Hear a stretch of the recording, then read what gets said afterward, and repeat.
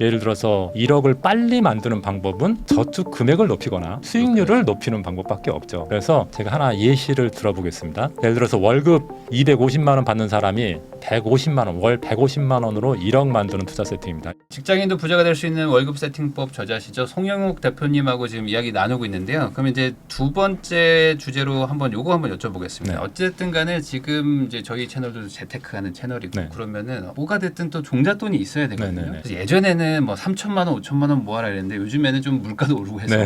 한 1억 정도는 모아라 뭐 이런 얘기들을 요즘에 많이들 하시거든요. 네, 네, 네. 이게 우선은 모으려고 마음을 먹어도 네. 처음에 쉽지 않아요. 그렇죠. 그러다 보니까 이제 또 취업하고 그러면 막 쓰게 되고 네, 네. 차도 사고 네. 여행도 가고 막 이러잖아요. 그러다 보니까 정신 차리고 한 5년, 7년 지나면은 이게 열심히 모은 친구랑 이게 네. 같은 동기인데 네. 격차가 막 확 벌어지거든요. 그렇죠. 그렇게 벌어지게 되는 뭐 가장 큰 이유? 이런 걸 좀 뭐라고 보세요? 제가 생각할 때는요, 그냥 한마디로 얘기하면 세팅하지 않기 때문이라고 생각하거든요. 세팅. 제가 금융기관에 있을 때 직장인들 금융 계좌를 통해서 들어오잖아요. 그러면은 이제 확인해 볼 때가 있어요. 똑같은 직장인데 동기들인데 어떤 친구는 똑같이 예를 들어서 월 300 또는 500을 받고 있는데 어떤 친구는 한 3년 5년 되면 막 집을 사고 1억을 모으고 그러는데 어떤 친구는 통장에 하나도 없어. 하나도 없어.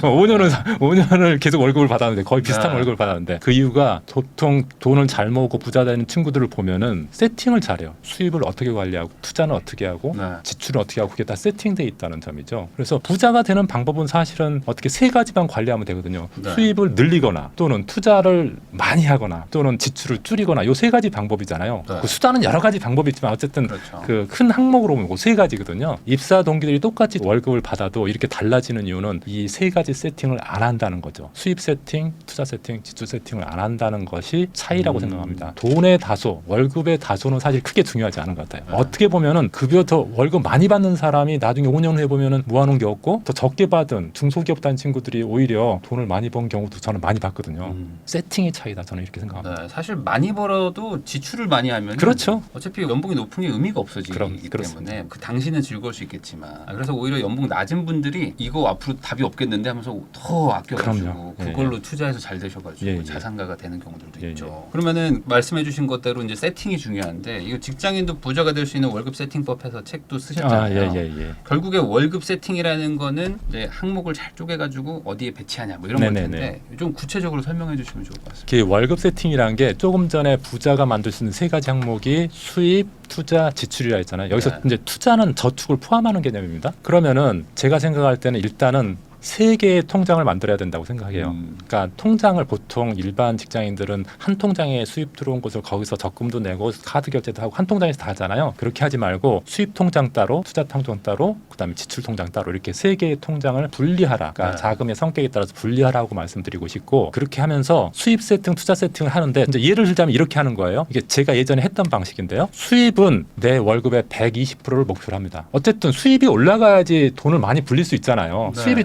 똑같으면은 뭐 어떤 돈이 벌릴 수 있는 확률이 적으니까. 그래서 저 같은 경우는 직장 생활하면서 20% 다른 일을 했습니다. 책 쓰고 그런 거 뭐 인세로 좀 받고 강의도 네. 받고 그런 것을 별도로 주말이나 퇴근 후에 했고요. 그래서 그런 노력을 좀 해야 된다. 이게 회사에서 주는 거 말고 엑스트라로 뭔가 그렇죠. 더 만들어야 된다. 요즘 엔잡러들도 많이 있잖아요, 사실은. 네. 그런 것들이 이런 부분의 일환이라고 생각되고요. 수입 통장에 전부 다 수입을 집중시키고 거기서 그 수입 통장의 일부, 예를 들어 저 같은 경우는 뭐 예를 들어서 월 수입의 40%를 투자 통장에 무조건 집어넣거든요. 돈이 들어오면은 바로 투자 통장으로 이체하게 만들어 버립니다. 그래서 월 수입의 40% 정도는 그쪽에다 투자 통장으로 들어가게 해서 거기서 이제 적금도 넣고 펀드도 넣고 뭐 주식 투자하고 이렇게 하는 거고요. 지출 세팅, 지출 통장을 통해서 지출 세팅을 하는데 지출 통장을 별도로 만든 이유는 내가 월 쓸 수 있는 한도를 미리 확정시켜 버리는 거예요. 그래서 내 월 수입의 뭐 60%다 그러면 그 부분만 지출 통장에 넣어놓고 쓸 때도 카드 결제 통장도 그 통장으로 해서 거기서만 돈이 나가게. 네. 그리고 그 이상 만약에 돈이 없다 그러면 더 이상 쓰지 않게 그런 구조를 만들어 버리는 거죠. 네. 그리고 사실 의지로 돈을 많이 벌기는 쉽지 않습니다. 네. 근데 상황을 돈 못 쓰게 만드는 상황을 만들면은 그게 돈이 줄여지거든요. 예를 들어서 나는 월 100만 원만 쓰겠다 그러면 100만 원 지출 통장을 만들어서 거기서만 쓰는 거죠. 그거 다 쓰고 나면은 10일이 남았다 해도 그냥 나는 안 쓴다. 안 쓰고. 그런 분들이 사실은 돈을 모으고 저는 사실 그런 분들을 봤거든요. 그렇게 네. 하더라고. 그래서 제가 이렇게 말씀드리는 거고 그런 분들이 결국 이런 수입 세팅, 투자 세팅, 지출 세팅을 세팅을 통해서 자산을 증식시키고 결국 자기가 원하는 목표를 달성한다 이거죠. 사실 이거 지금 지출도 60% 이내로만 막을 수 있으면 어쨌든 매달 통장에 40%씩 쌓이는 건데 이 지출을 못 막으면 뭐 남은 돈 가지고 아무리 굴려봐야 사실 큰 변화가 없어지는 거잖아요. 네, 그렇습니다. 네, 그래서 꼭 그 통장 분리하는 거 이거 한번 꼭 생각해보세요. 제가 한번 예시를 한번 들어볼게요. 실제 예를 들어서 월급 세팅법을 이제 제가 프로세스별로 한번 말씀을 드리면은 예를 들어서 월급 250만 원 받는다 그러면은 여기에 20% 알바로 한 50만 원 더 버는 겁니다. 이것은 실제 제가 만난 사람 중에 한 사례입니다. 금액은 약간 다르지만은 그래서 이렇게 월급 받으면서 그 친구 같은 경우에는 토요일 날 알바를 해서 한 10만 원 내외의 돈을 계속 벌더라고요. 그렇게 해서 300만 원을 만들고 300만 원은 수입 통장을 만들어서 예를 들어서 월급도 그 수입 통장에 넣고 알바에 받은 것도 수입 통장에 넣고요. 그 수입 통장 300만 원 중에서 40%를 투자 통장에 넣습니다. 120만 원을 투자 통장에 넣고 그 120만 원을 바로 청약저축, 연금저축, ISA, ETF로 자동이체 시켜버려요. 그럼 바로 빠져나가겠죠. 날짜 자기가 돈 수입한 날이 막 25일이라면 25일 날 자동이체 되도록 이렇게 만들어버리는 거죠. 그리고 나머지 180만 원은 지출 통장에 넣어서 거기서 카드 대금이나 뭐 경조사 이런 것들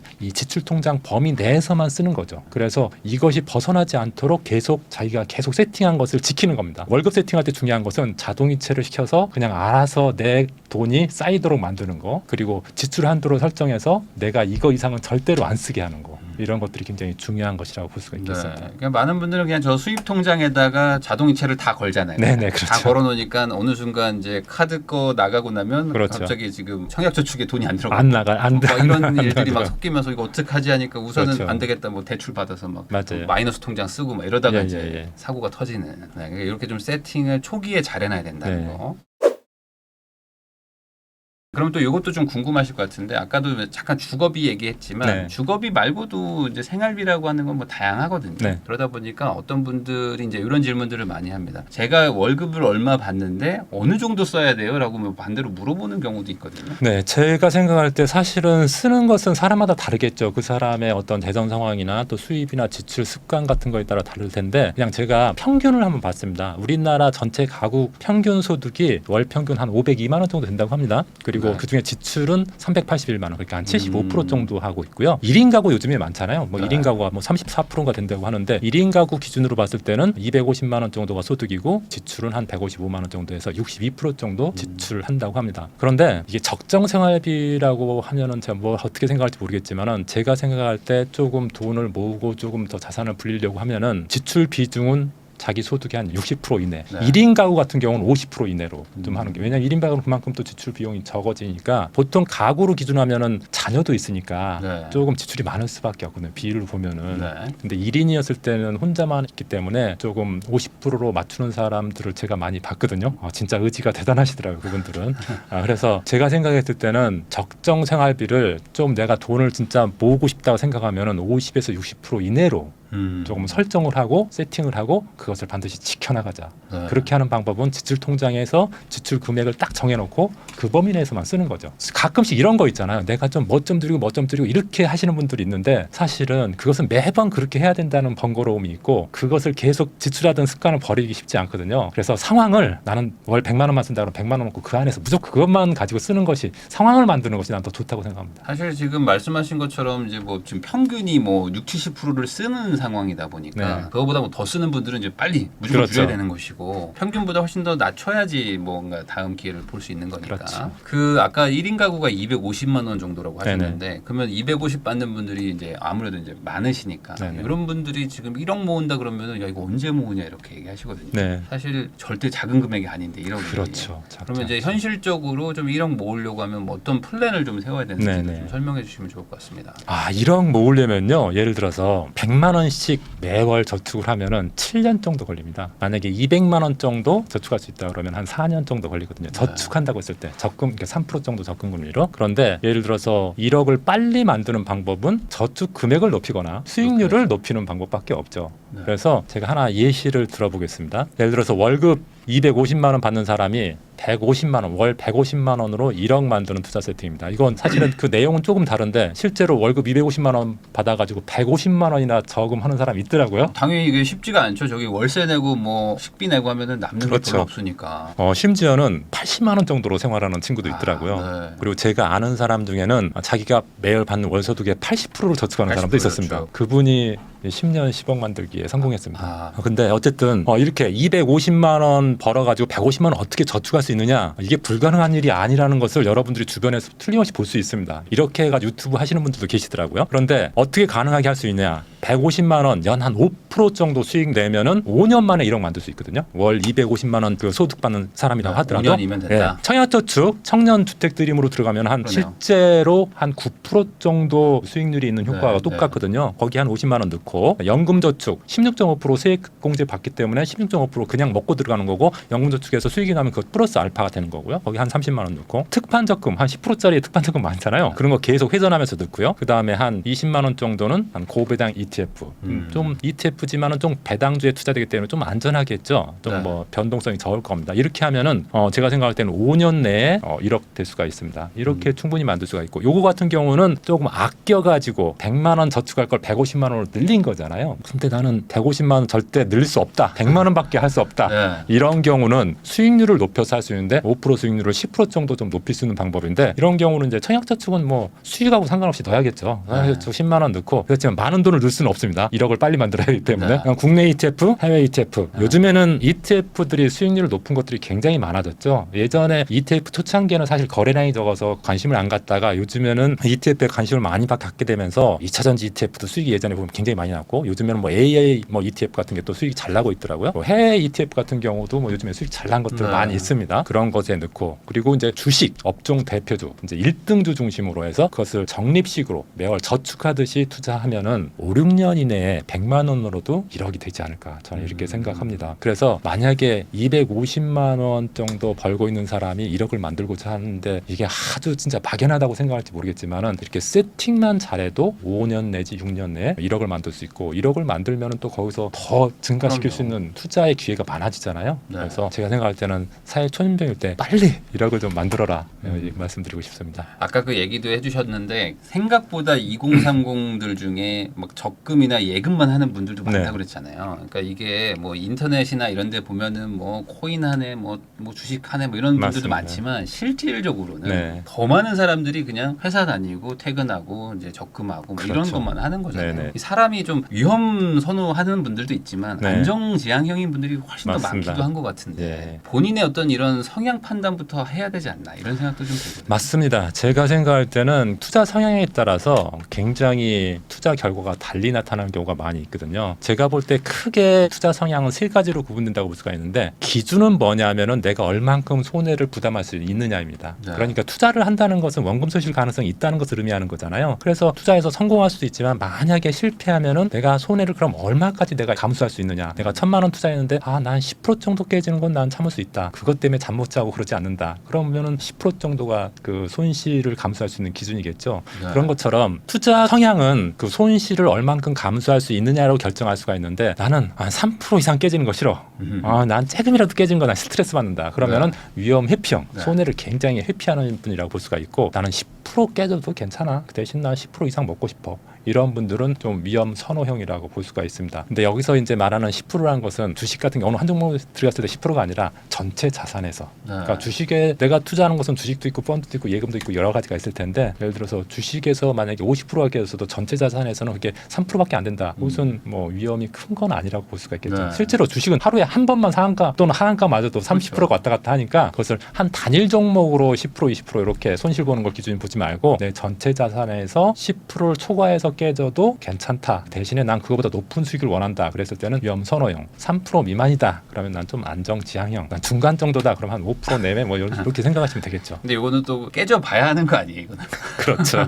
그래서 한번 주식 투자 그냥 적은 금액으로라도 한번 해보는 거 저는 괜찮은 그래서 것 같아요. 저는 펀드나 주식 투자를 젊었을 때 빨리 해보라고 하는 거죠. 네. 적립식으로라도. 그래서 본인이 한번 잃어봐야 알거든요. 이거는. 그렇죠. 네, 이게 나는 뭐 100만 원, 200만 원 손해봐도 상관없다고 하고 막상 사서 까지면은 맞습니다. 막 손이 막 떨리고 이런 이런 분들 진짜 많아요. 그래요. 어느 맞아요. 순간 이거 사실 금액으로 치면 몇만 원밖에 안 되는데 막 예. 스트레스 받고 이런 분들 예, 예. 많으니까. 깨지다 보면 내성이 생겨가지고 참 별거 아닌데. 네. 그러면은 뭐 아까 말씀하신 거로 또 이렇게 회피형이나 선호형 이렇게 정했다고 치면은 네네. 뭐 투자를 좀 어떻게 세팅하는 게 좋을까요? 일단 위험 회피형 같은 경우는 되게 안정지향형이죠. 은근 깨지는 거 싫어하잖아요. 그래서 네. 세 가지를 픽스해야 됩니다. 첫 번째는 목표 수익률. 목표 수익률은 안정지향형은 3% 내외, 그러니까 접근금리 수준. 이 정도로 해야 돼요. 왜냐하면 이 사람들은 깨지는 거 싫어하니까. 깨지기 싫으면 벌 수도 없다. 그렇죠. 어쩔 수 없다. 자산 배분도 그래서 보통 상품을 자산 배분할 때 저축형 상품하고 투자형 상품으로 나누라 그러는데 저축형 상품은 예금, 뭐 적금과 같이 원금 안 깨지는 상품을 저축형 상품이라고 하죠. 투자형 상품은 깨질 수 있는 상품, 뭐 펀드나 주식 같은 게 투자형 상품이거든요. 이제 그런 상품의 비중을 정하는 거 두 번째 일입니다. 그러면은 예를 들어서 위험 회피형 같은 경우는 저축형 상품의 비중을 90%, 손실이 가능한 투자형 상품은 10%, 깨지는 거 싫어하니까 적게 하는 거죠. 네. 이 사람들의 재테크 포인트, 자산 증지 포인트는 수입을 증대시키는 거예요. 그러니까 우리 부자가 될 때 세 가지 항목이 그거잖아요. 수입을 늘리거나 투자를 높이거나 그다음에 지출을 줄이거나 이 세 가지 중에 하나잖아요. 네. 이 사람은 어디에 집중을 해야 되냐면 수입을 높이는 데 집중을 해야 됩니다. 왜냐하면 이 사람들은 투자해가지고 깨지는 거 되게 싫어하기 때문에 그 깨지는 것이 싫으면은 알바를 좀 더 하거나 맞벌이를 하거나 직장 생활하면 성과급을 좀 높이려고 노력하거나 이런 쪽이 더 빨리 1억을 만드는 방법이죠. 네. 그렇죠. 관련된 상품은 뭐 예금이나 적금이나 조금 세금 적게 내는 저세 상품 같은 게 이 사람들의 관련된 상품이라고 할 수 있는데 이분들이 만약에 100만 원을 가지고 만약에 월급 세팅을 한다, 투자 세팅을 한다 그러면은 청약저축이 한 30만 원, 연금저축이 한 30만 원, 연금저축 한 채권형, 안전한 채권형, 네. 주식이 안 들어간 채권형으로 하시고 그래도 16.5%는 먹고 들어가는 거니까 세금 환급 받으니까. 그다음에 정기적금을 넣되 그냥 정기적금이 아니라 비과세 계좌인 ISA 계좌를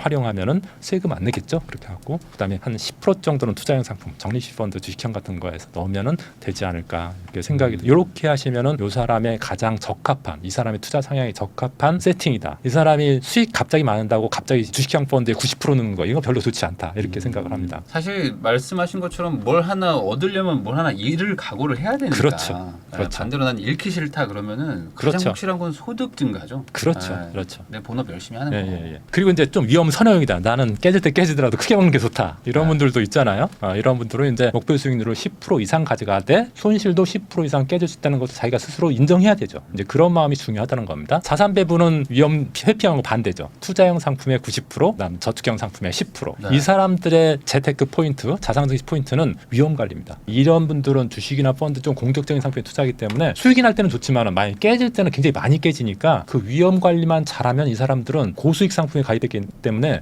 이제 수익이 잘 날 수가 있죠. 그래서 이런 분들이 만약에 100만 원으로 월급 세팅을 한다 그러면은 뭐 예를 들어서 이렇게 주식으로 성장주 30, 가치주 30, 배당주 30, 그다음 CMA 한 10만 원 정도 이렇게 이제 세팅할 수가 있겠죠. 또는 뭐 성장주 ETF, 가치주 ETF, 뭐 배당주 ETF 이렇게 할 수도 있고 국내 ETF, 뭐 해외 ETF, 뭐 또는 뭐 리츠 이런 투자형 상품으로 할 수도 있겠고 어쨌든 투자형 상품의 비중을 많이 가져가면 되는 거죠. 그런데 가장 안 좋은 것은 투자 성향은 위험 회피형인데 자산 배분은 공격형, 그러니까 위험 선호형으로 하는 경우죠. 네. 제가 이제 과거 증권사에 있을 때 어떤 일이 있었냐면은 어떤 공기업에 다니신 분이 오셨어요. 오셔가지고 저한테 매월 한 5% 정도만 내줄 수 있게 좀 굴려달라 그러는 거예요. 월 5%요? 네, 그래가지고 어떻게? 아니 월 5%씩 어떻게 냅니까? 그랬더니 아니 전문가가 100%도 아니고 뭐 5%도 못 내냐 그러시더라고. 네. 아 저는 그렇게는 못합니다.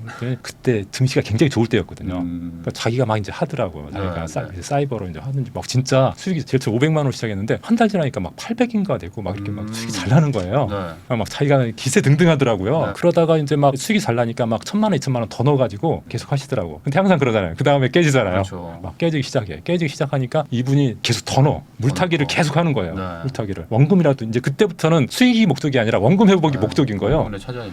그래가지고 그분이 한때 퇴직금이 한 3억 정도 됐는데 3억이 거의 다 들어갔어요. 네. 제일 처음에 1억만 쓴다고 했는데 3억이 다 들어가는데 그게 1년이 안 돼서 한 80%가 깨졌어요. 그러니까 이분은 제가 봤을 때 그 당시에 제가 봤을 때 위험 회피형이었어요. 이분이 그동안에 예금이나 적금 뭐 부동산 이런 거밖에 안 했더라고요. 그래서 주식을 한 번도 안 해봤거든요. 네. 그리고 실제로 이분은 깨지는 거에 대해서 굉장히 싫어했었어요. 이런 분이 이제 이런 공격적인 상품에 퇴직금을 올인해버린 거죠. 그러니까 결과는 굉장히 안 좋아졌고 그것뿐만 아니라 이분은 그것 때문에 이혼도 하셨어요. 그러니까 이게 경제적인 피해뿐만 아니라 자기 가정에도 굉장히 피해를 끼쳤기 때문에 투자 성향이라는 것이 사실은 굉장히 중요하고 투자 성향에 맞는 투자를 하는 게 되게 좋다는 거죠. 투자 성향이 위험 회평인데 공격적인 투자 별로 좋지 않고 공격형인데 되게 보수적인 재산 포트폴리오 안 좋다는 거죠. 그러니까요. 근데 이게 아마 퇴직을 하시면서 마음은 급한. 그렇죠. 마음은 급한데 그동안 살아온 거는 좀 안정지향형이고. 네네, 그러니까 그렇죠. 이러다 보니까 이제 확 그렇게 꼬인 게 아닌가. 맞습니다. 결국에 이게 욕심이 끼거나 욕심이죠. 뭔가 네. 조급함이 끼면 사실 투자는 참 힘든 것 맞습니다. 같아요.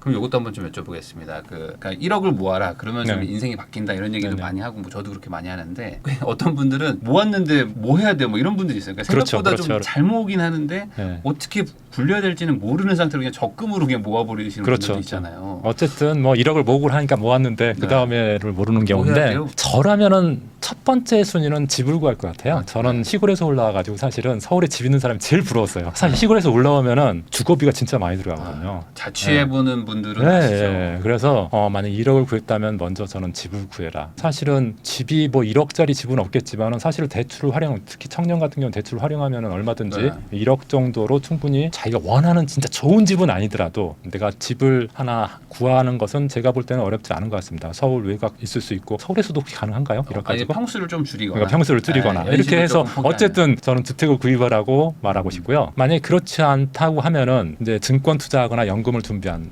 건데 젊은 친구라고 하면은 증권에 투자하라고 얘기하고 싶고 2030처럼 젊은 사람이라면은 조금 4050 좀 약간 연배가 있으신 분이라면은 연금 준비를 하라고 말하고 싶다. 그래서 부동산은 대표님이 전문가니까 제가 넘어가고요. 증권 투자하고 연금 준비하는 거에 대해서 좀 말씀드리자면은 저라면 이렇게 얘기하고 싶어요. 만약에 젊으신 분들이 증권 투자한다고 하면은 고배당 ETF 3천만 원, 성장형 ETF 1,800만 원, 그다음 업종 대표주에 한 3천만 원, 수시 입출금 통장에 2,200만 원. 요 정도 한 80% 정도는 투자하고 20% 정도는 언제든지 내가 투자할 수 있는 총탄 한 20% 정도는 마련하는 게 물타기 해야 될 수도 있고. 그리고 또 새로운 좋은 상품이 나올 수 네. 있고 사실 제가 하는 방법 중에 하나예요.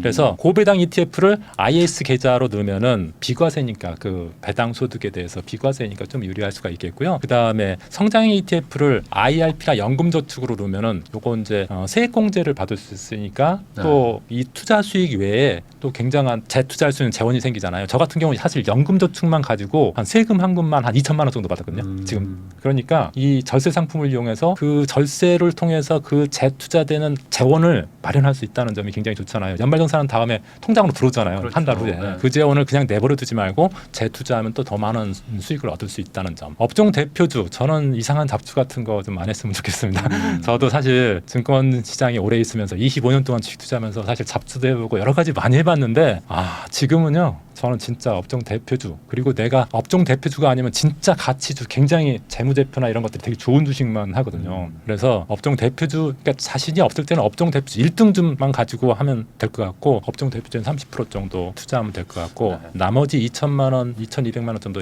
CMA에다 놔뒀다가 필요할 때 내가 좋은 상품이 나오거나 아니면은 추가 투자할 때 좀 활용했으면 좋겠습니다. 이렇게 하면은 제가 생각할 때 연 10% 수익은 나지 않을까. 10% 수익 난다고 하면은요 한 10년 후에는 2억 6천 되고요. 20년 후에는 6억 7천, 30년 후에는 17억 정도 됩니다. 그러니까 막 30대에 그렇게 시작한다고 하면은 한 30년 60세 정도 됐을 때 한 17억 정도. 이게 이제 그냥 수치상으로는 그런 대신 뭐 그 중간에 변동폭이 있겠지만은 어쨌든 조금 세팅해서 투자를 하면은 주식시장이 사실 굉장히 변동이 큰데 이렇게 ETF 중심 또는 업종 대표 중심으로 장기 투자하면은 꽤 높은 수익을 낼 수 있을 거다 저는 이렇게 생각을 하고요. 만약 연금으로 가져간다. 나는 4050이다 그랬을 때는 저는 이제 배당주 펀드를 좀 추천을 합니다. 사실 제가 예전에도 좀 해봤는데 배당주 펀드가 단기적으로는 수익이 별로 안 되는데 5년, 10년 배당주 펀드 수익률은 굉장히 괜찮습니다. 한번 찾아보니까 국내 배당주 펀드 같은 경우도 연평균 한 10%에서 15% 정도 이렇게 내고 있더라고요. 네.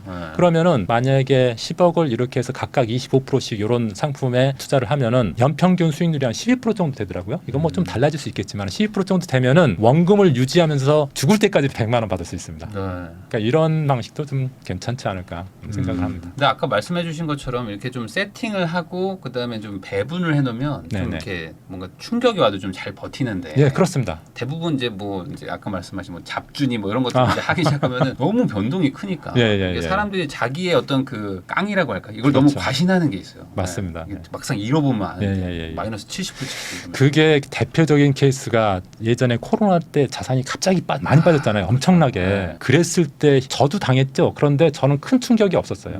왜냐하면 전 다 나눠놨기 때문에 빠졌을 때 그게 뭐 전체 자산이 아니니까 오히려 저는 그때 코로나 때 저는 자산 측면에서는 더 수익이 더 많이 늘어났습니다. 네. 근데 그게 자산 배분의 효과죠. 이게 자산 세팅의 효과라고 저는 생각합니다. 근데 어떤 몰빵하셨던 분들은 예를 들어서 주식에 만약에 올인했다 그러면은 그게 1억이 만약에 갑자기 5천만 원 되고 뭐 네. 3천만 원 되고 그랬었잖아요. 그런데 만약에 1억이 5천만 원 되면은 그것을 수익을 내려면 깨질 때는 50% 깨야 되는데 수익을 내려면 100% 수익 나야지 원금이잖아요. 근데 100% 수익 나기는 진짜 어렵죠. 맞아요. 예. 네. 그래서 대부분 50% 이상 깨지면 이제 원금 되기는 힘들었다. 저는 그렇게 생각합니다. 그러니까 이게 항상 잘 될 때만 생각하면 네.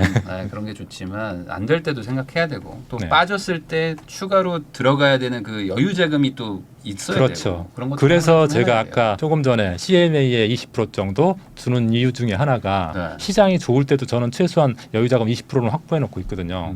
20%에서 50%를 왔다 갔다 하면서 확보하고 있는 이유 중에 하나가 그것 때문에 그래요. 사실은 그것을 CMA 같은 데 넣으면 아무래도 전체적인 수익률에서는 조금 되게 떨어지지만. 별로 안 되잖아요. 그런데 위험할 때 위험을 막아주는 역할을 하고 그랬을 때 굉장히 싸게 살 수 있는 총탄이 되죠. 대부분 주가가 굉장히 폭락했을 때 사람들이 살 돈이 없어요. 맞아요.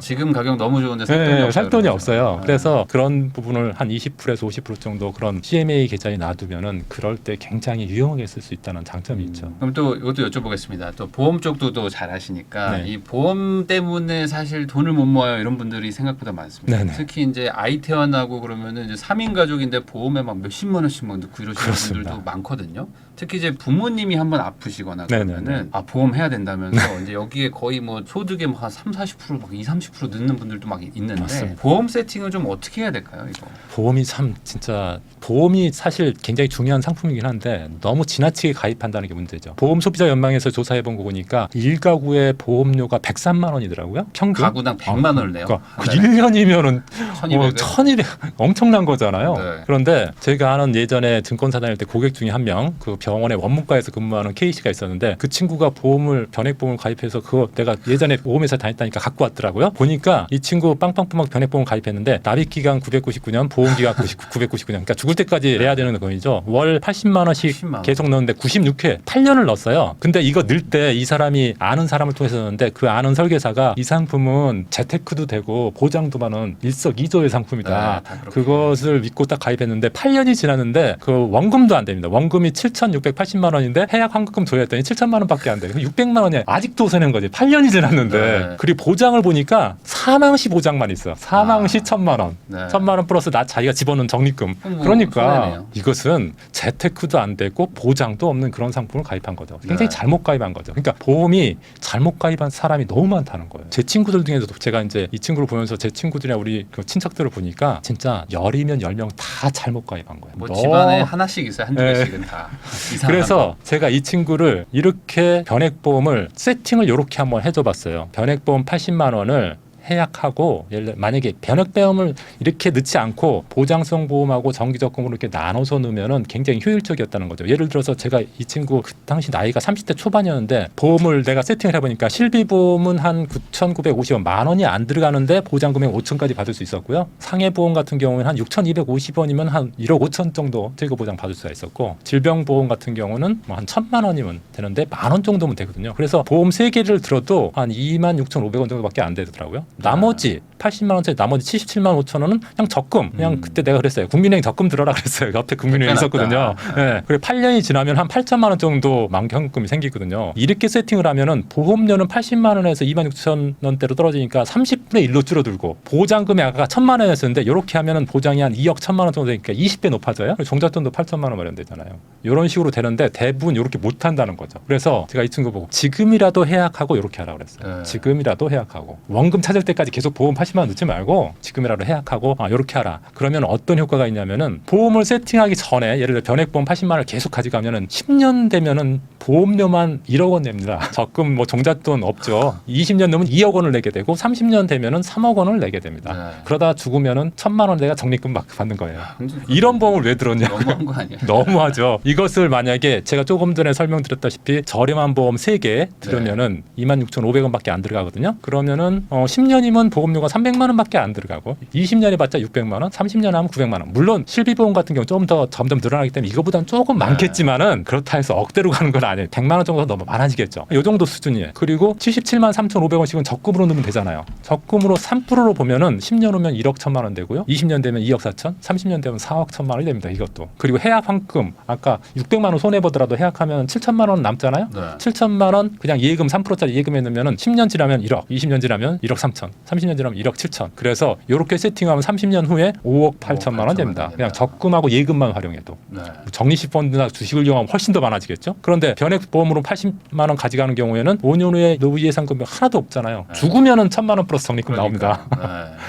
그런 거 하고 이렇게 보험하고 적금으로 세팅하니까 5억 8천만 원이 생긴 거죠. 그러니까 보험은 어떻게 세팅하느냐가 되게 중요한데 제일 처음에 보험은 장기 상품이라 사람들이 제일 처음에 세팅할 때 잘 생각하지 못하고 하는데 이렇게 저렴한 보험료 중심으로 보장 크게 가져가면은 굉장히 괜찮은 세팅을 할 수 있다는 거죠. 그러면 이제 보험을 이제 들기는 들어야 되겠다라고 생각하시는 분들이 이제 처음에 이제 보험 알아보다가 또 그래 이것도 있으면 좋고 이것도 있으면 좋고 하면서 막 붙잖아요. 네네. 그러다 보니까 또 이제 보험을 얼마나 들어야 되는지 뭐 이런 것들도 네. 기준도 잘 모르실 것 같고. 네, 그렇습니다. 보험 가입할 때 기준은 제가 생각할 때는 비용은 적게, 보장은 크게. 저는 보험은 저축이 아니라 소비라고 생각합니다. 보험 그냥 나가는 거지 그게 나의 자산으로 쌓이는 건 아니고 네. 혹시라도 내가 이제 우연한 사고로 인해서 사고 당했을 때 이제 보험금을 받기 위한 거지 내가 거기서 저축하기 위한 건 아니잖아요. 가능한 보험 안 받는 게 좋겠죠. 사고 안 네, 나는 게 그렇죠. 좋으니까. 그래서 기본적으로 저비용 고보장인 상품을 살려면은 제가 생각할 때는 저축성 보험보다는 보장성 상품, 보장성 보험, 보험 종류가 저축성 보험이 있고 보장성 보험이 있거든요. 그래서 그 중에서 보장성 보험을 선택하라 하는 것이 첫 번째고요. 그다음에 종신보험보다는 그러니까 종신보험은 죽었을 때 보험금 나오는 거거든요. 네. 그것보다는 살았을 때 보험금 나오는 거. 실비보험이라든지 상해보험이라든지 질병보험이라든지 살아있을 때 내가 치료자금이나 진단자금 받아야지 죽은 다음에 물론 죽어서 보험이 나면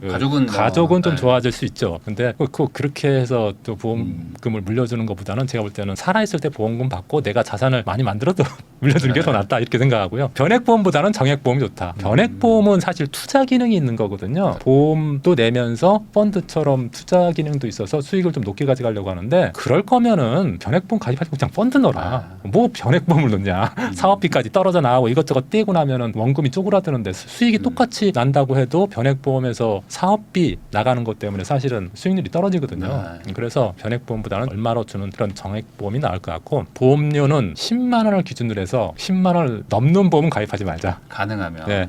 물론 부자이신 분들, 보험을 통해서 절세가 필요하신 분들은 10만 원 아니라 100만 원, 1000만 원으로도 상관없어요.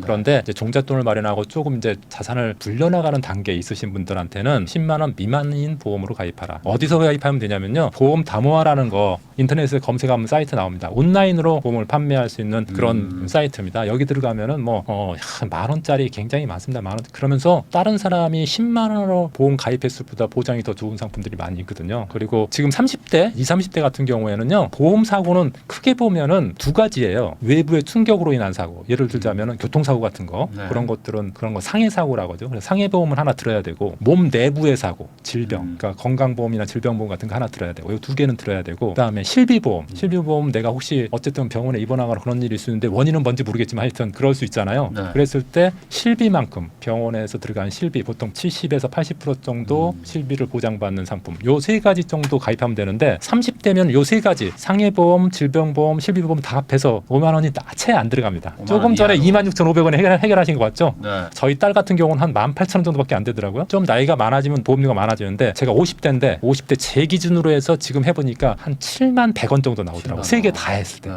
그러면 결과적으로 10만 원 초과하지 않잖아요. 그러면서 보장은 억대로 받을 수 있어요. 이 정도면 되잖아요. 굳이 보험에 월 100만 원씩 들어가게 할 필요는 없잖아요. 그러니까 그럼 반대로 얘기하면 10만 원이 넘어간다는 거는 단순히 보장이 아니라 옆에 있는 뭐 저축이든 종신 변액 그렇죠. 이런 게 막 낀다는 거죠. 그런 것도 있을 수 있고요. 보험에 보면 주계약이 있고 특약이 있잖아요. 네. 특약을 많이 하면은 또 네. 보험료가 세집니다. 그렇게 하면 이제 설계사자 선수당을 좀 높여주겠죠. 그런데 특약은 소멸성이기 때문에 나중에 환급받는 게 아니거든요. 이제 그런 부분이 있습니다. 그래서 제가 볼 때는 이제 보험을 좀 중요한 사고 중심으로 해서 저렴하게 고보장 받을 수 있는데 그것을 저런 보험 담화 같은 인터넷으로 가입을 하면은 10만 원에 가입할 거 2만 원에 가입할 수 있고요. 5만 원에 가입할 거 만 원에 가입할 수 있거든요. 네. 왜냐하면은 실제로 그렇게 하면은 예를 들어 설계사에 들어가는 뭐 사업비 같은 거 그런 것들을 다 줄일 수가 빼니까. 있고 그리고 불필요한 특약이나 이런 것들을 넣지 않아도 되니까 그래서 그거 가입하는 게 좀 힘들다 그랬을 때 진짜 보험 쪽에 있는 사람들한테 물어보고 보험 가입은 하지 말고 인터넷에서 가입하면은 네. 굉장히 저렴하게 할 수 있고 혹시 아는 사람들 보험 가입하는 경우가 대부분 어떤 경우가 아는 냐면 분. 지인 사람 네. 이모님 아니면 자기 친구 이런 사람이 와서 많이 오잖아요. 저녁을 거하게 사고 보험은 가입하지 마시고 보험은 인터넷에서 가입하면 네, 좋겠습니다. 항상 그 지인한테 가입했다가 네. 나중에 어떡하지 하시는 분들이 좀 많은데 이런 건 좀 잘 알아보고 하시는 게 제일 중요한 혹시 것 같아요. 지인에 가입하고 지금 유지하고 계시더라도 한 1, 2년 지나면은 그분이 받을 건 거의 다 받기 때문에 해약하시고 인터넷 보험으로 다시 가입하는 게 좋지 않을까 저는 이렇게 여러모로. 생각합니다. 네.